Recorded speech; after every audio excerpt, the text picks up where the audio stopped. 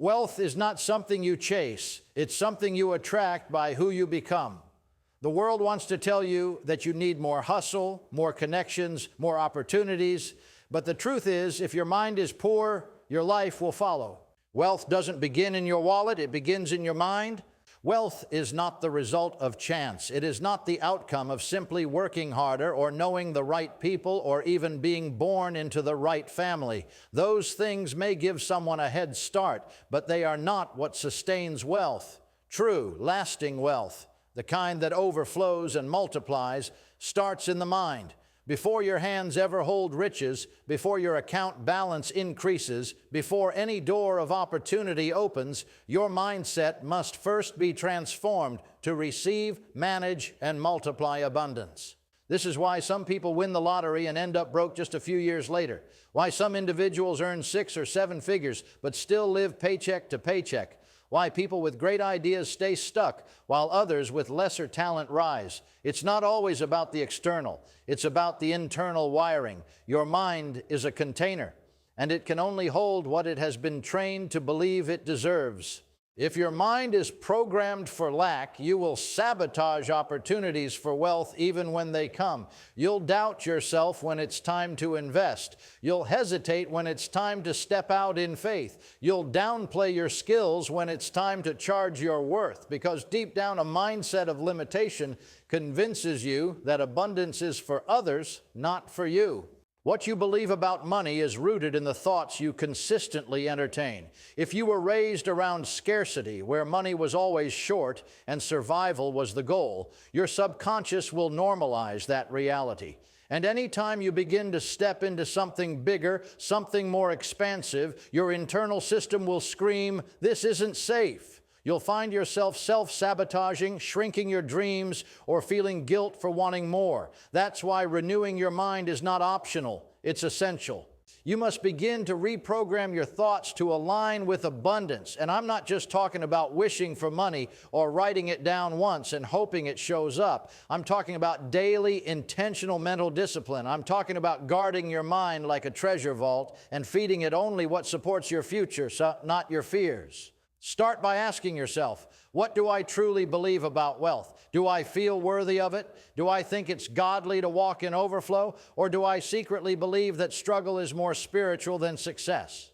Your thoughts must shift before your life does. You cannot attract wealth if your mind is set to scarcity. You cannot sustain increase if your thinking is limited to just enough. There must be a transformation in how you see yourself, how you see money, and how you see your potential. It's not pride to expect more, it's alignment. It's not greed to prepare for overflow, it's growth. You were not created to constantly worry about bills, to dread the end of the month, or to wonder how you'll afford your purpose. That is not your portion.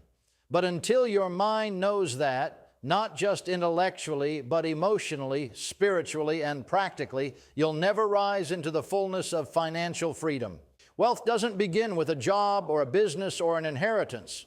It begins with a shift in identity, a decision to say, I am no longer tied to the old patterns of poverty thinking. I am a steward of abundance. I am meant to prosper and to be a blessing to others. So train your mind, expand your vision. Speak to yourself like someone who is already wealthy, because once your mind accepts it, your life will start reflecting it. Money follows belief. It responds to mindset.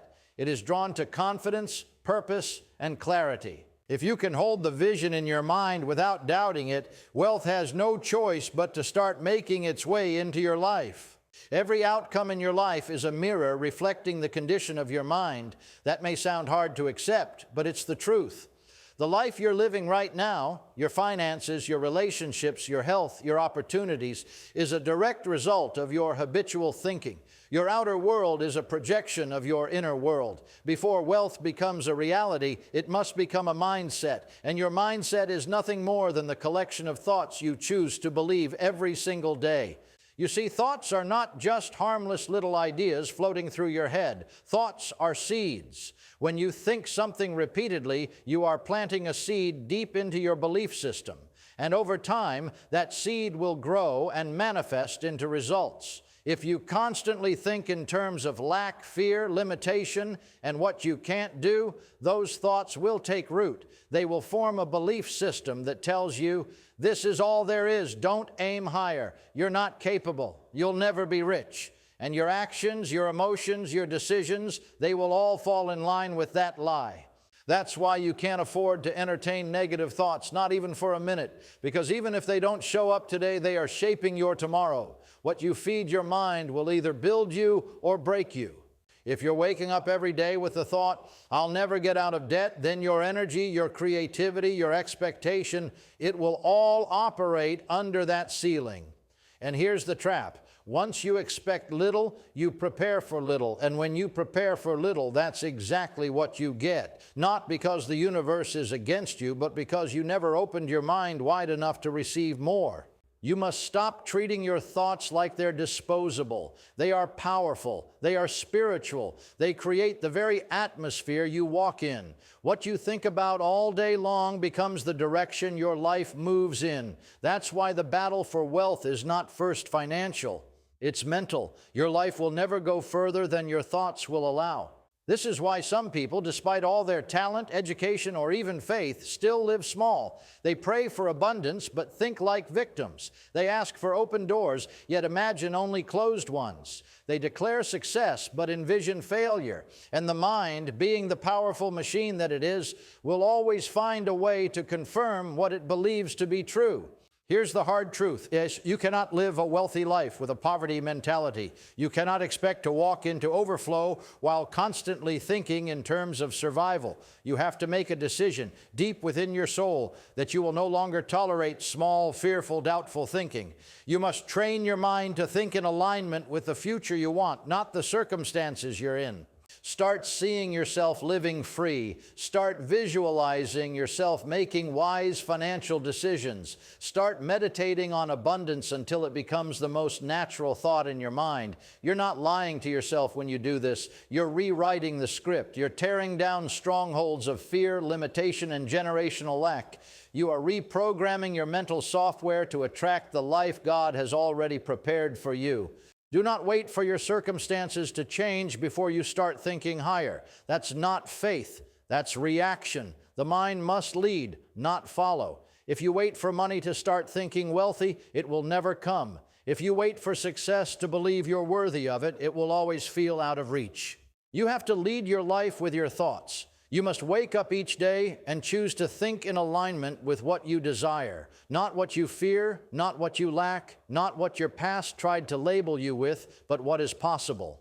Your thoughts are powerful. Your mind is fertile ground. What you plant will grow, and what you water will flourish. Poverty is not just a lack of money.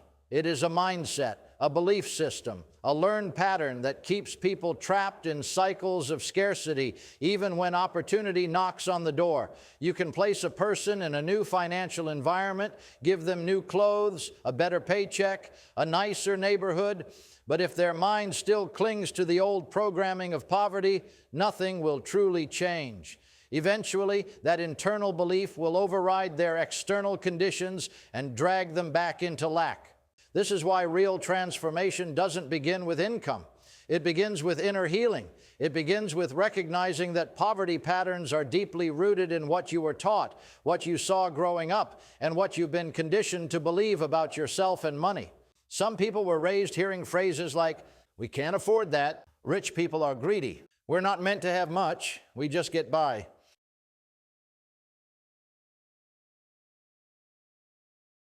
Those aren't just words, they become internal walls that shape your identity. And unless those walls are torn down, they will keep you confined to a life far smaller than what you were created for. Let's be real. It's hard to break poverty patterns when that's all you've known. When your childhood was filled with struggle, when you watched your parents stretch every dollar, when lack was the norm and survival was celebrated like success, it becomes easy to adopt that as your truth. But it's not the truth. It's a story, and it can be rewritten. You don't have to repeat what was passed down. You can break the cycle. It starts with awareness. You must begin to catch those moments when your first instinct is to shrink, to say, I can't afford that, or that's not for people like me, or that would be nice, but let's be realistic. Every time you say those things, you are reinforcing chains that God never placed on you. That voice of limitation didn't come from heaven. It came from fear, and fear is a liar. You must become aggressive about identifying and eliminating those mental poverty patterns. Stop calling yourself broke as a joke. Stop joking about struggle like it's your only option. Stop thinking small just to make others comfortable. You are not being arrogant by believing for more. You are being obedient to your calling. Because the truth is, you were never created to just survive. You were born to thrive, to multiply, and to be a blessing to others. Mental poverty makes you afraid to invest in yourself. It makes you settle for jobs beneath your ability. It causes you to feel guilty when you start winning. It whispers that wealth is for others, not for you. And if you don't confront it, it will become your ceiling, no matter how talented, skilled, or spiritual you are. One of the most dangerous poverty patterns is low expectation. If you only expect little, you will only receive little. You won't ask boldly, you won't prepare thoroughly, and you won't recognize opportunity when it comes because you weren't looking for it.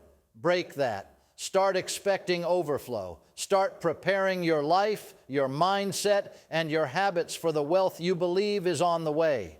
You can't ask for a harvest while refusing to plant the seeds. And let's be honest, breaking these patterns isn't always easy. Sometimes you'll have to walk away from people who are comfortable in lack. You'll have to say no to conversations that glorify struggle and mock success. You'll have to retrain your emotions to feel peace when you start to prosper instead of guilt. That's the cost of freedom, but it's worth it. You are not responsible for the poverty patterns that were planted in you, but you are responsible for pulling them out. Every thought you challenge, every limitation you shatter, every decision you make to believe in more, it all adds up. You're not just breaking chains for yourself. You're breaking them for your children and their children after them. Before wealth appears in your bank account, before opportunity knocks on your door, before your dream becomes your daily reality, it first exists in the invisible realm. Everything you're believing for, working toward, and reaching after is already present in the spiritual dimension. But here's the truth that many overlook. You don't access what you see with your eyes. You access what you see with your faith. Faith is not just belief. It is the currency of the invisible realm. In the natural world, you use money to make transactions, to purchase what you need, to gain access, to receive what you desire. But in the spiritual realm, faith is what opens doors. Faith is what makes the unseen become seen. Faith is how you withdraw what's already been prepared for you in heaven and manifest it here on earth. But too many people are walking through life spiritually broke. They've got dreams in their hearts, but doubt in their spirits. They want to walk in abundance, but they're bankrupt in belief. They speak the language of desire, but not the language of faith. And desire alone doesn't move the hand of God. Faith does. You must understand this clearly. Faith is not wishing. Faith is not hoping things get better. Faith is not repeating empty affirmations with no conviction. Faith is the absolute, unshakable, deep down in your gut confidence that what you believe for is already yours, even when your circumstances scream the opposite. You may not have the money yet. You may not see the way. You may still be surrounded by bills, limits, and lack. But if you've got faith, real, living, breathing faith, you've got more power than any paycheck could ever give you, because faith creates paths. Faith attracts provision. Faith summons favor. Some people wait to believe until they see. They say, I'll believe it when the money comes in, or I'll trust when the opportunity shows up. But that's not faith. That's observation. Faith says, I believe it now. I act like it now. I live like it's already done. Faith prepares the table before the guests arrive. Faith builds the business plan before the investor appears. Faith puts on the suit for the job you don't yet have. Faith gets up every day and acts in agreement with the vision, even when there's no visible sign of success. And let me tell you something powerful. Faith is contagious. When you walk in real faith, it changes how you speak. It changes how you carry yourself. It changes how people perceive you. You start making decisions not based on fear, but on future. You start investing in yourself like you already know your return is guaranteed. You stop shrinking to fit into small rooms and start enlarging your vision to fit your calling. Faith doesn't mean you won't face resistance. It doesn't mean fear won't try to whisper lies. But faith means you choose to trust God's promise more than your past. You choose to stand even when everything tells you to sit down. You choose to believe even when the evidence says it's impossible. That's why some people with less education, fewer connections, and limited resources still rise, because they had unshakable faith. They refused to let what they saw in the natural limit what they knew in the Spirit. And that kind of faith cannot be ignored. It moves mountains. It draws open doors. It multiplies what's in your hand. It draws the invisible into the visible and makes what once seemed distant suddenly tangible. Faith is heaven's currency, and until you learn to spend it, you'll remain locked out of what has already been promised to you. This isn't just about positive thinking. This is about divine alignment. Faith is your access key. Faith is your power. Faith is your signal to the universe that says, I'm ready now. There is creative power in your mouth, more than you realize, more than most people ever understand. You're not just talking when you speak. You're planting, shaping, building, and commanding. Your words are not background noise. They are blueprints. And just like an architect draws the structure before it's built, your words draw the future you're about to walk into. You will never rise higher than the words you consistently speak over your life. This is why it's not enough to just think wealth. You must speak it out loud, with boldness, with conviction, even when nothing around you looks like the words coming out of your mouth. Because faith is not silent. Faith speaks. It declares what is not as though it already is. And wealth begins to respond not when you whisper fear, but when you speak with authority. Too many people curse their future with casual conversation. They say things like, I'm always broke. Money just slips through my fingers. Nothing ever works out for me. I can't afford that. And then they wonder why nothing ever changes. The answer is simple. You cannot expect to walk in abundance while talking like you live in lack. Your words are writing your reality every single day, whether you realize it or not. What you say over and over again becomes what you see. Not by magic, but by spiritual law. When you speak something often enough, it takes root in your subconscious mind. Your beliefs form around it. Your actions begin to reflect it. Your decisions follow it. And little by little, the world around you starts to mirror what you've been declaring, for better or for worse. This is why you must train your mouth to only speak what you desire to see, not what you fear might happen. Even when the bank account is low, even when the bills are due, even when the door hasn't opened yet, that's when you need your voice the most, because your words are not describing your life, they are creating it. You don't speak based on where you are, you speak based on where you're going.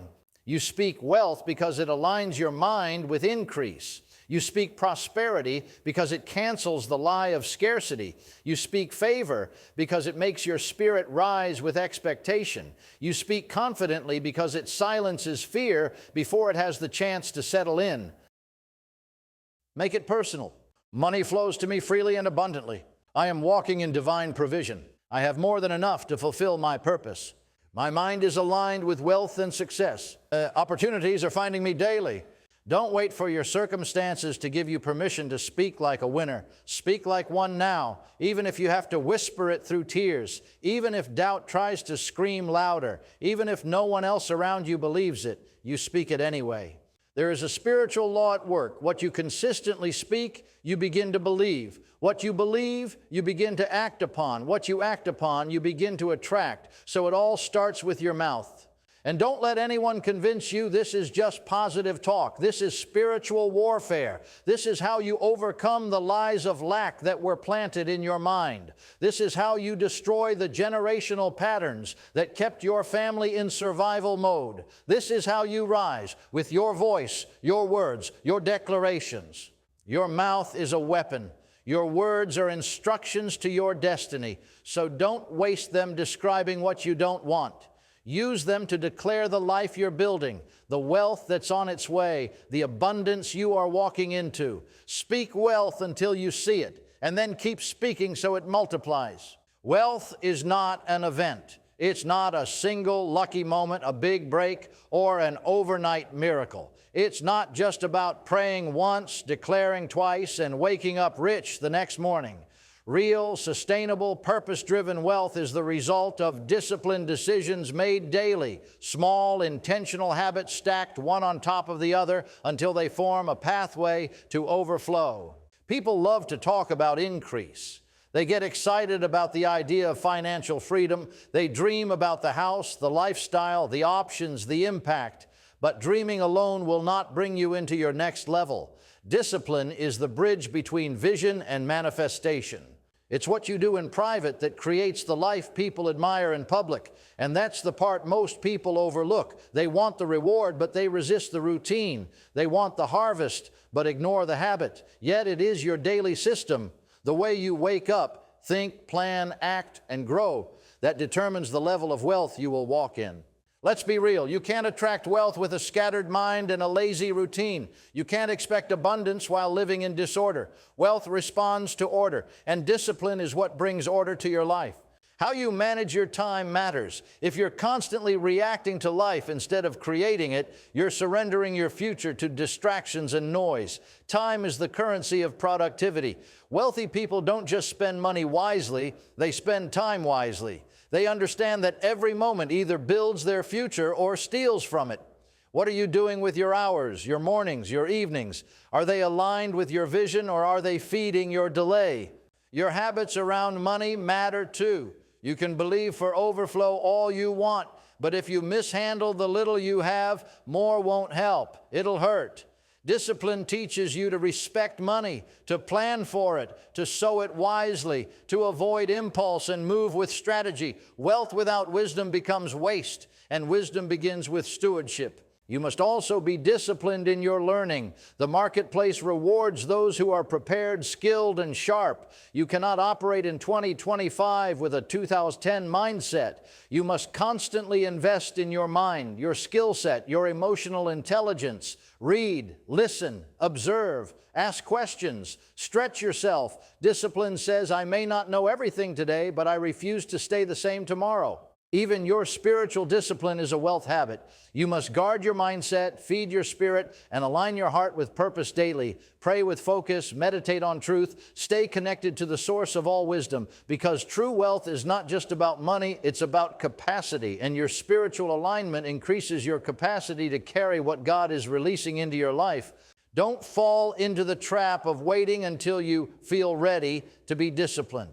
Discipline isn't about feelings. It's about commitment. You show up even when it's hard. You stay focused even when it's inconvenient. You train your body, your mind, and your emotions to submit to purpose. That's how you build a life of increase. No one sees the early mornings, the quiet sacrifices, the decisions to say no to temporary pleasure in order to say yes to long-term purpose. But that's where wealth is born. In the discipline that nobody applauds, in the faithfulness that feels unnoticed, in the daily grind that slowly but surely creates divine momentum. Discipline doesn't just change your habits, it changes your identity. Every day you follow through, every moment you choose growth over comfort, every time you say not yet to distraction, you're telling your future, I'm coming for you, and I'm ready to carry the weight of the wealth that's on the way. One of the most dangerous limitations you can place on your life is the expectation of just enough to cover the bills, just enough to get by, just enough to survive the month.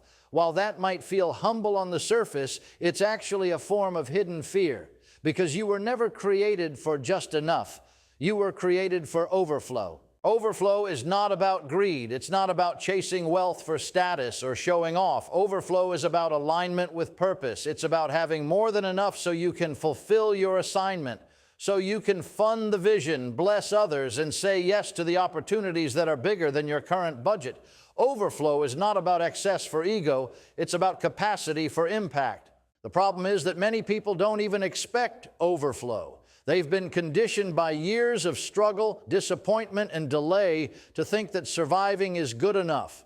They don't plan for more because they've never seen more. They don't prepare for increase because they don't want to be disappointed if it doesn't come. So they live in a constant state of protection, not expectation. But here's the truth. God can only meet you at the level of your faith. If you expect little, you'll receive little, not because you're being punished, but because expectation is the soil where faith takes root, and faith is what unlocks doors in the invisible realm. That's why you must lift your eyes higher. You must stretch your imagination wider. You must allow your soul to believe that there is more available, not someday, but now. Stop settling for a life of limitation when you were called to walk in overflow. Start expecting divine supply, supernatural provision, and surprising opportunities. Start imagining a life where you're not just paying off your own debt, but helping others get free too. A life where you're not choosing between paying bills and pursuing purpose, because both are fully covered. A life where you can give generously, live boldly, and build legacy without stress. This kind of life doesn't happen by chance. It starts with expectation. The person who walks in overflow doesn't always have the best education or background, but they have a heart that is open, a mind that is prepared, and a spirit that says, I know more is possible and I'm ready to receive it. That kind of posture draws provision. That kind of expectancy draws divine favor. Let's be honest, overflow will challenge your old way of thinking. It will stretch the ceilings that poverty and fear built in your mind. It will force you to confront your own internal limits, the ones that told you to be realistic, to be careful, to never want too much. But God is not limited by your past, your surroundings, or your current account balance. He moves in proportion to your belief. So ask yourself, are you truly expecting overflow, or have you trained your mind to expect struggle? Are you preparing for abundance, or are you rehearsing disappointment? Your level of preparation reveals the truth. Overflow requires space. Overflow demands readiness. Overflow shows up for those who dare to believe that they are not just meant to get by, but to rise, to influence, to give, and to build something bigger than themselves. You must learn to live with open hands and an open heart. Speak the language of increase. Plan like the resources are already on the way. Think like a steward, not a survivor. Expect divine interruptions, unexpected blessings, and doors that you didn't even know existed to swing wide open. That is the posture of overflow. It's not arrogant, it's an act of faith. You've heard the truth, not just motivational words, but a spiritual awakening, a divine reminder that wealth is not a distant dream, but a destiny that begins within you. It doesn't start with the money, it starts with the mindset. If your mind is aligned with lack, no matter what you gain, it will slip through your hands. But if your mind is trained for abundance, wealth will not only find you, it will stay, grow, and multiply through you. You must begin by understanding that your thoughts create your reality. You're not a prisoner of your past, you are a steward of your future. Break those old poverty patterns. Reject the lies you inherited about money, success, and your worth. You are not bound by your bloodline, you are lifted by your belief. Start walking by faith, not faith in your job, not faith in the economy, but faith in God's promise and your partnership with it. Speak wealth. Don't just hope for it, declare it. Speak it until your life aligns. Speak it until fear flees. Speak it until you believe every word coming out of your mouth. Your voice carries the blueprint of your future. Then match your faith with discipline, because overflow is not for the distracted. It's for the focused. Wealth doesn't show up for wishers. It shows up for workers, planners, and builders. Get up with purpose. Show up daily. Turn your habits into highways for heaven's provision. And finally, lift your expectations. Refuse to settle for just enough. You weren't created to survive. You were created to shine, to influence, to create, to overflow, not for your ego, but for impact, for legacy, for kingdom purpose. This is your season to train your mind for unlimited wealth, and not the kind of wealth that just changes your lifestyle, but the kind that changes generations. Now is the time to believe boldly, think abundantly, speak consistently, act faithfully, and expect more, not someday, but starting today. Because when your mind is trained, your life will follow.